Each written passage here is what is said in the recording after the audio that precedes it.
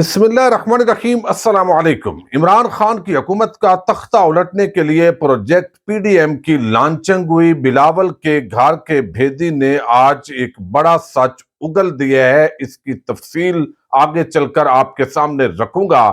ملک ایک مرتبہ پھر نازک دور سے گزر رہا ہے۔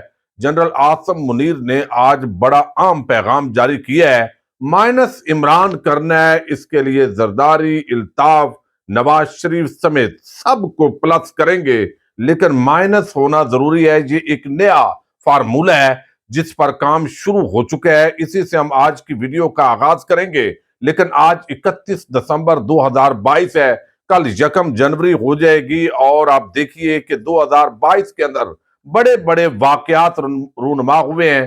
ایک تو سب سے بڑا جو واقعہ ہے وہ عمران خان کی حکومت کا بدلنا ہے، اور پاکستان کے سیاسی تناظر کے اندر ہم چونکہ بات کر رہے ہیں تو یہ جس طریقے سے پی ڈی ایم کی لانچنگ ہوئی، عمران خان کی حکومت کا تختہ الٹا گیا، پھر جو عمران خان کے حامی صحافی تھے ان کے خلاف مقدمات قائم ہوئے، عمران ریاض، صابر شاکر، موحد پیرزادہ، سمیع ابراہیم، اسی طریقے سے ارشد شریف کو شہید کر دیا گیا، سوشل میڈیا ایکٹیوسٹ کو نشانہ بنایا گیا، گرفتاریاں ہوئیں۔ یہ 2022 کے اندر بڑے بڑے سانحات ہوئے۔ ہمارے انصاف نے ننگا ناچ کیا سانحہ ماڈل ٹاؤن کے لواحقین کو۔ 2022 کے سال کے اندر بھی انصاف کی طرف ایک قدم بھی اس ملک کے اداروں نے، عدالتوں نے آگے نہیں بڑھایا۔ پھر آڈیو ویڈیوز جو ہے ان کے ذریعے عمران خان کا مقابلہ کرنے کی مہم یہ آج تک جاری ہے۔ اسٹیبلشمنٹ کے خلاف اوورال عوامی جو ہے وہ نفرت پیدا ہوئی ہے۔ لاپتہ افراد کا مسئلہ آج بھی اسی طرح قائم ہے۔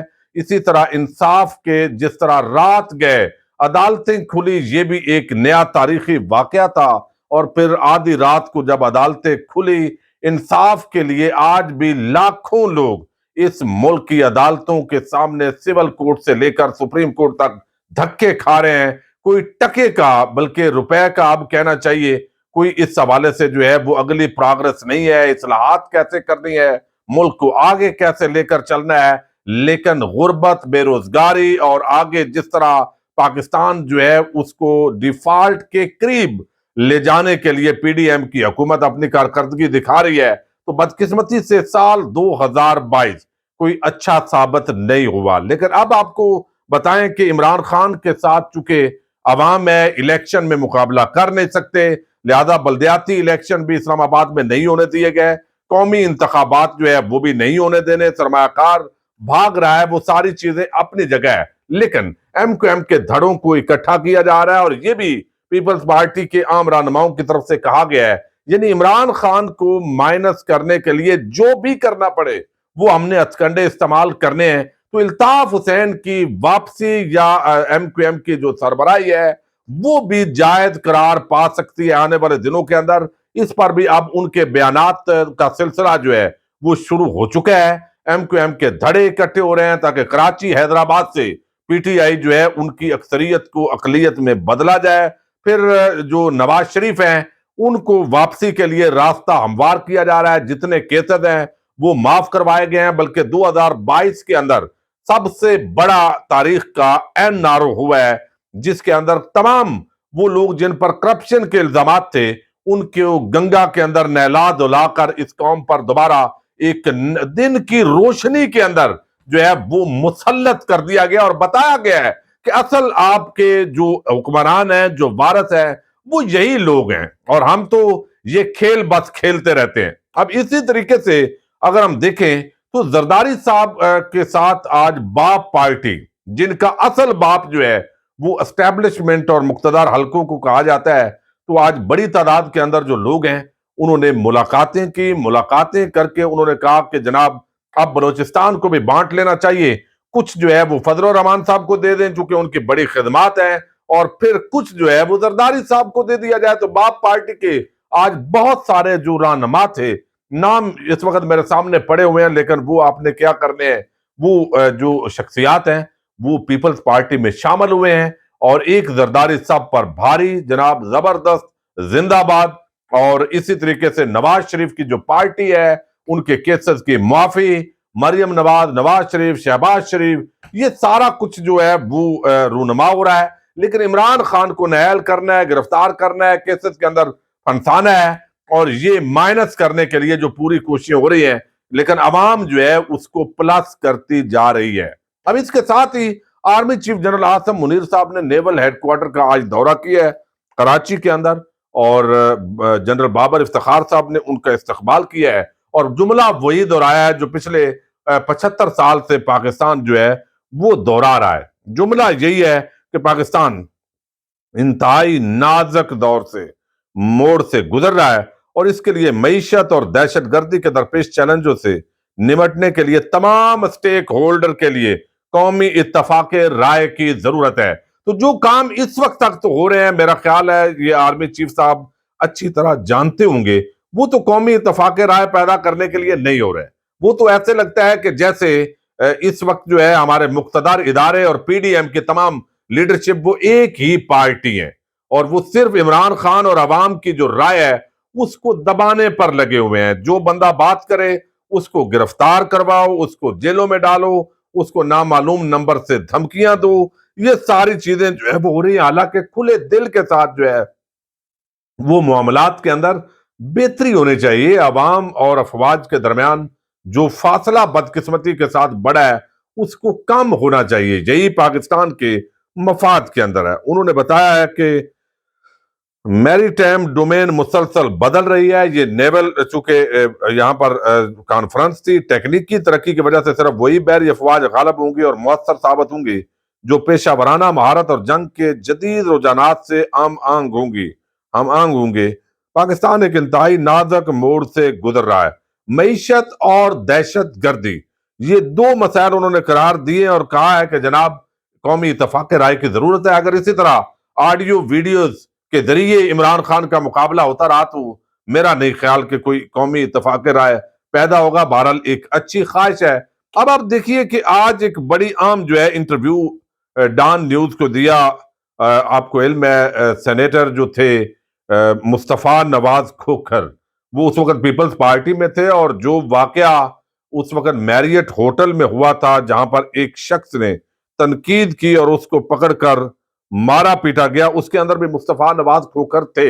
لیکن مصطفیٰ نواز کھوکھر نے ایک سٹیٹمنٹ جاری کی جس کے اندر سینیٹر اعظم سواتی اور کچھ لوگوں کی حمایت تھی, اور پھر ان کو جو ہے وہ بلاول جو بڑا جمہوریت کا چیمپئن ہے لیکن اس وقت ان اداروں کے سامنے پالش لے کر اور برش لے کر ہر وقت ناک رگڑ رہے ہیں. ناک, یہ حالات ہیں کہ اپنے سینیٹر سے استعفیٰ لیا, اور اب انہوں نے, یہ بات بڑی عام ہے ان کی, چونکہ وہ وہاں پر اس وقت حصہ تھے اس کا, تحریک عدم اعتماد کے حوالے سے سوالات کیے گئے ہیں, اور انہوں نے یہ دعویٰ کیا انٹرویو کے اندر کہ سابق army chief general retired Dawn نے رپورٹ کیا ہے جنرل ریٹائر قمر جاوید باجوہ نے عمران خان کے خلاف تحریک عدم اعتماد میں پی ڈی ایم کی مدد کی تھی.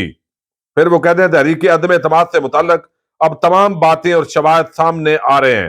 پی ٹی آئی کے دور حکومت میں عمران خان کی جانب سے جنرل ریٹائر قمر باجوہ کو توسیع دینے کے حوالے سے بات کرتے ہوئے کہا کہ سابق آرمی چیف کو توسیع دینے کے لیے 12 منٹ کے اندر تاریخی قانون سازی ہوئی.